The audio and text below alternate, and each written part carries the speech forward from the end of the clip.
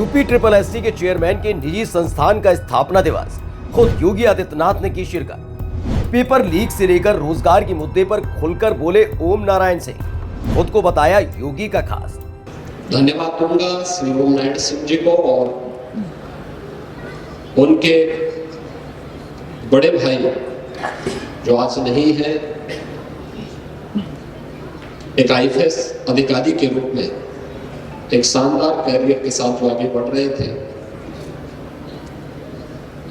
श्री देवमंगल सिंह जी की स्मृतियों को, श्रीमती सरोज सिंह जी की स्मृतियों को, जिन्होंने शिवैन सिंह जी के साथ, श्रीमती नीता सिंह जी के साथ मिलकर के अपनी मां की स्मृतियों को यहां पर जीवित रखा, जीवंत बनाया।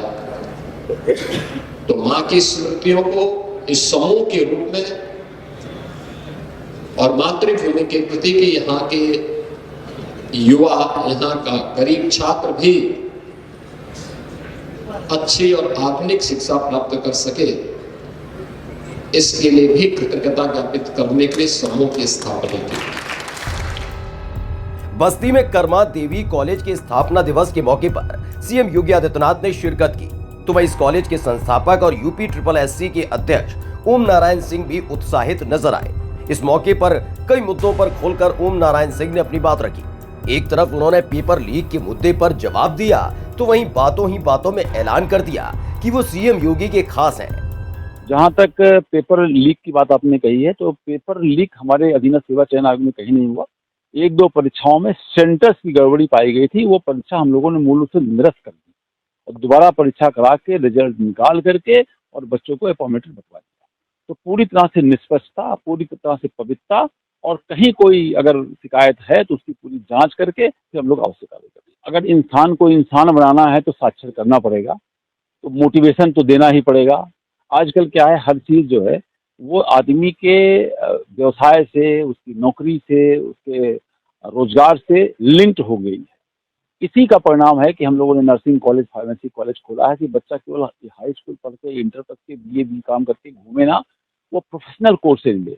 अगर सरकारी नौकरी किसी कारणवश नहीं भी मिलती है तो कहीं ना कहीं जाकर के वो जॉब करे। यद्यपि आज के दिनों में जहाँ तक नर्सिंग कॉलेज का सवाल है, अभी मुश्किल से 15 दिन पहले हम लोगों ने 5000 एएनएम का विज्ञापन निकाला है। उसके पहले करीब 7500 एएनएम की हम लोगों ने भर्ती करी है और नर्सेज की भर्ती के भी विभिन्न संजय गांधी, केजीएमसी, दुनिया भर के जो संस्थान है वो अपने हिसाब से कर रहे हैं और पब्लिक सर्विस कमीशन भी कर रहा है। तो ये कहीं ना कहीं साक्षरता और साक्षरता से लिंक करके उनका अपॉइंटमेंट, यूँ कह लो कि रोजगार, उसको हम लोगों ने एक साथ लिंक करने का प्रयास।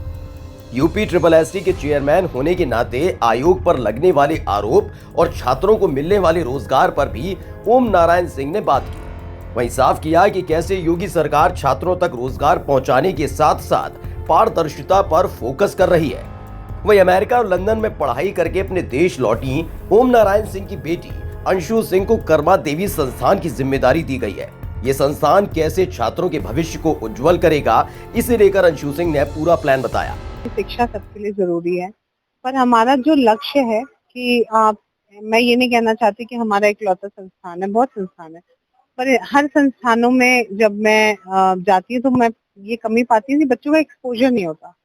तो यहाँ पे सीबीएसई स्कूल भी है और फार्मेसी नर्सिंग कॉलेज भी है और हमारे इंटीग्रेटेड प्रोग्राम भी हैं।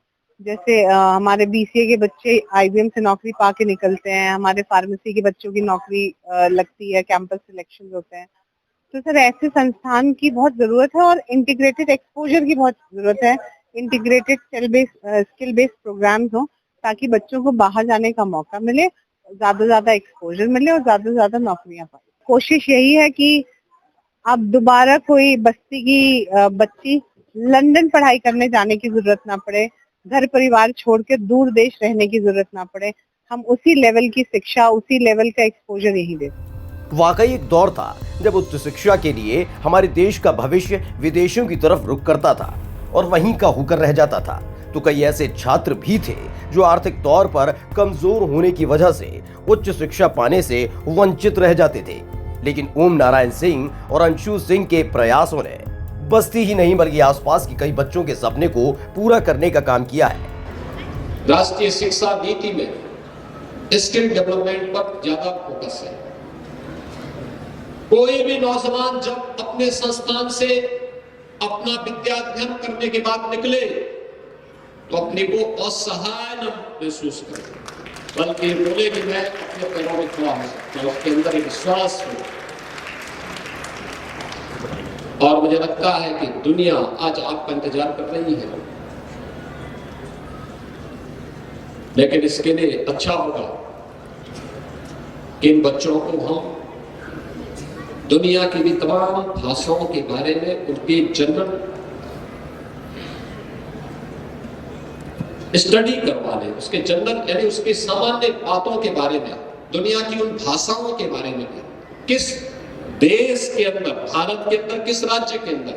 मैं आप अगर महाराष्ट्र में जा रहे हैं, महाराष्ट्र में थोड़ा मराठी भी बोलना आपको आ जाए, सीखने में क्या होगा। अपने सामान्य पढ़ाई करने के साथ साथ 1 घंटे की अतिरिक्त क्लास लग सकती है। तमिलनाडु में जा रहे हैं, थोड़ी तमिल भी आपको बोलनी आ जाए। कर्नाटक में जा रहे हैं, थोड़ा कन्नड़ भी सीख ले।